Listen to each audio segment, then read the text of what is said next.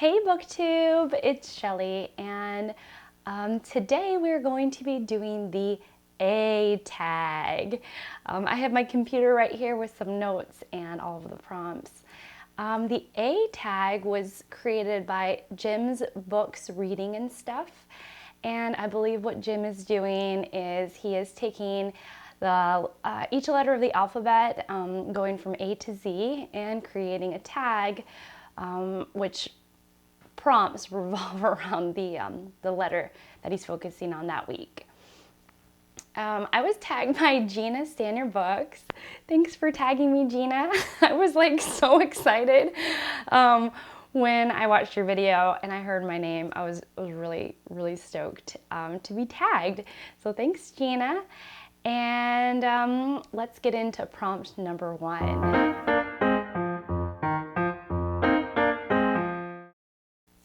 A is for America. What do you consider the great American novel? I really wasn't sure. I liked Gina's response, which was a book entitled The Great American Novel. But I don't have that book. I have this one here, Infinite Jest by David Foster Wallace. And I read this a few years ago, maybe more than a few years ago now. I still have some of my original notes in it. Anyways, Infinite Jest has 4 interwoven narratives that somewhat intersect, but the main narrative is around Hal Incandenza and the Incandenza family. Hal is about to go off to college and he's trying to make himself into being a professional tennis player. And so the book explores that pressure of performing at that level as a pro, and the pressure to get into pro level type sports, which in the book he calls the show. The book also heavily explores drugs and drug use and Narcotics Anonymous, but it also it is a mammoth of a read. It also explores the role media has in our lives and our addiction to media. And I believe this was published before the proliferation of cell phones. So I have always felt, let me think, this was published in 1996. So it was definitely before the rise of smartphones, and yet he writes, David Foster Wallace writes so eloquently and tangentially about the role media plays in our lives and his predictions for the future, which many times I feel like was right. Okay, I'm gonna stop rambling about Infinite Jest. A is for arc. Which character in literature has the most interesting character arc? Okay, so I chose Cal from Middlesex, that was written by Jeffery Eugenides. I really like Cal. Middlesex is a multi-generational family saga that is really telling the story of Cal, who was born a hermaphrodite and was raised as a girl, but later realizes that he's a boy.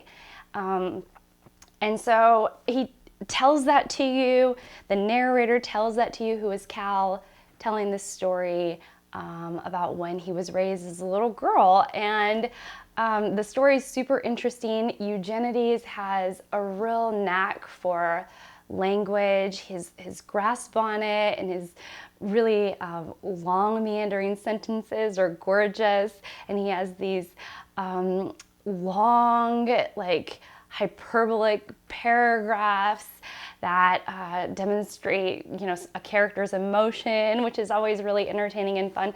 It's just a really well-written book, and the character arc of knowing that Cal was raised a girl and knowing that he's a man now, and knowing that up front. So you're really just reading to figure out the arc.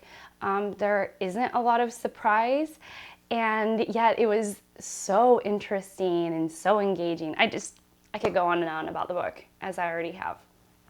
Okay, next prompt is A is for Abby. This is not a prompt, but some of you asked for more footage of our beagle Abby in these videos. So that's what Jim said. in his original tag. And I don't have any pets, but I do have some birds. And well, I don't have birds. The birds made a nest outside of our house, and we saw the baby birds fly off for the first time. So if I can put that footage in somewhere, that really brightened my day. And I actually caught it on video. I caught it on film, the birds taking their flight for the first time, which was really cool.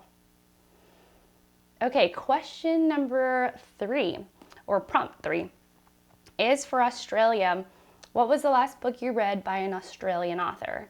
I had to look this up. I had to see who was an Australian author, and I landed on Markus Zusak.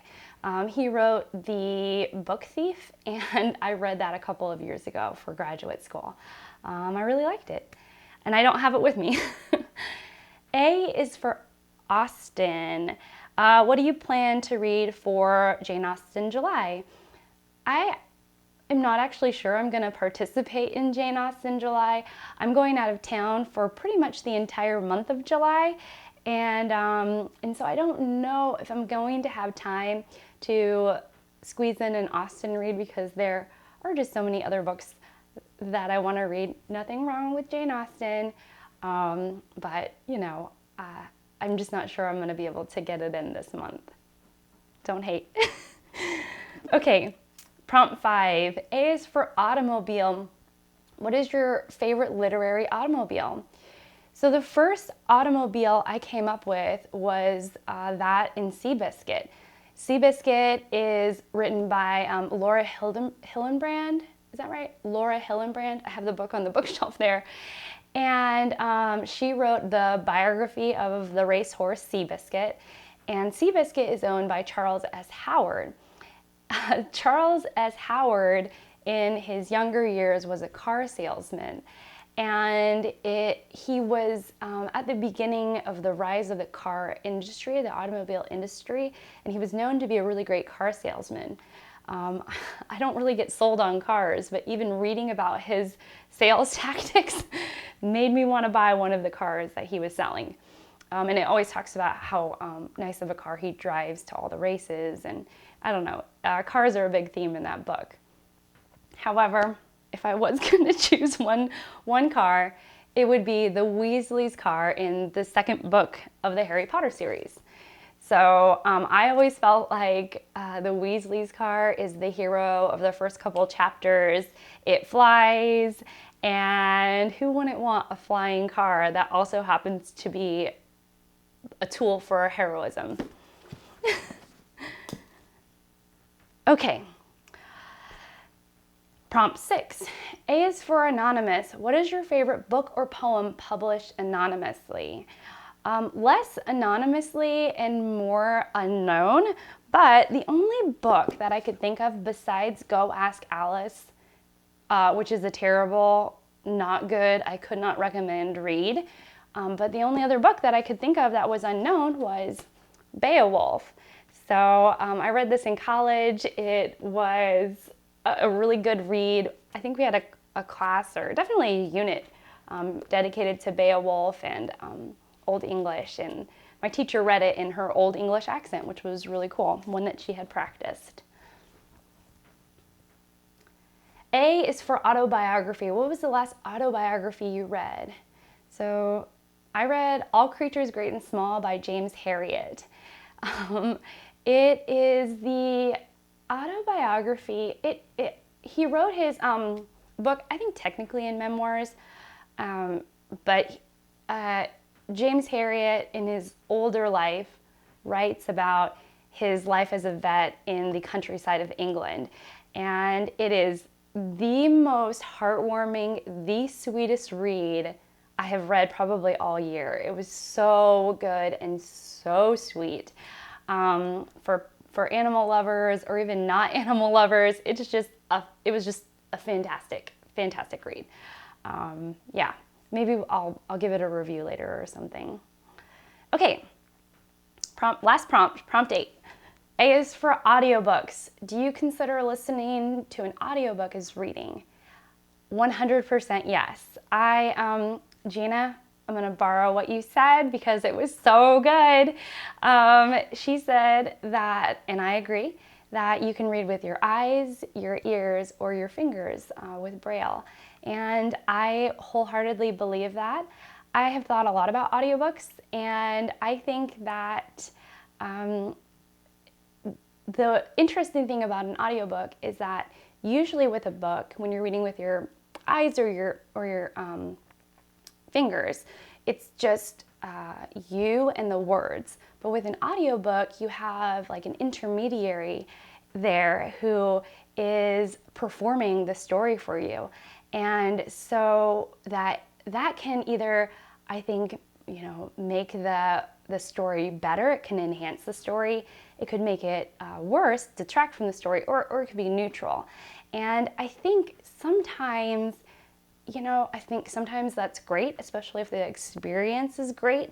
But sometimes I think that, if a book isn't good because it wasn't a good listen, it might not be because of the author, it might be because of the reader. So yeah, that's some of my thoughts on audiobooks.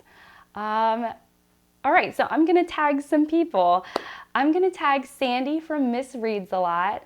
I didn't see this tag on her channel, and she is a wonderful, just cheerful and sweet YouTuber, and I've really been enjoying her channel. I'm also going to tag Dominique Carey. She has a wonderful brand new YouTube channel. She's very sweet and very articulate, and I've really been enjoying her videos. And then finally, I'm going to tag Books and Sushi. I've watched a few of her videos. They're very well done, and I actually really love her name, Books and Sushi. That's my kind of girl right there. Okay, so that's everyone I'm gonna tag. That's all for today, and I will see you in my next one. Bye, BookTube.